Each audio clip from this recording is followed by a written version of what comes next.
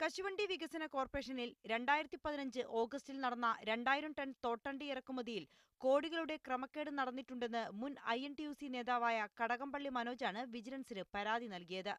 ഇതേ തുടർന്ന് മുൻ സർക്കാരിന്റെ കാലത്തുതന്നെ വിജിലൻസ് അന്വേഷണം നടത്തുകയും ഇക്കഴിഞ്ഞ ഡിസംബർ 23-ന് അന്വേഷണ റിപ്പോർട്ട് സമർപ്പിക്കുകയും ചെയ്തിരുന്നു. കോർപ്പറേഷന്റെ മുൻ ചെയർമാൻ R. ചന്ദ്രശേഖരനും മുൻ MD KA രതീഷും തോട്ടണ്ടി ഇറക്കുമതിയിൽ ക്രമക്കേട് നടത്തിയിട്ടുണ്ടെന്നും 2,86 ലക്ഷം രൂപ കോർപ്പറേഷന് നഷ്ടമുണ്ടാക്കിയെന്നുമാണ് റിപ്പോർട്ടിലുണ്ടായിരുന്നത്. എന്നാൽ ഈ റിപ്പോർട്ട് ഇത്രയും കാലവും വിജിലൻസ് ആസ്ഥാനത്തെ ഫയലിൽ ഉറങ്ങി. പുതിയ വിജിലൻസ് ഡയറക്ടർ ജേക്കബ് തോമസ് മുൻകൈയെടുത്താണ് FIR രജിസ്റ്റർ ചെയ്തിരിക്കുന്നത്. FIR പ്രകാരം മുൻ ചെയർമാൻ R. ചന്ദ്രശേഖരൻ 1-ാം പ്രതിയും KA രതീഷ് 2-ാം പ്രതിയുമാണ്.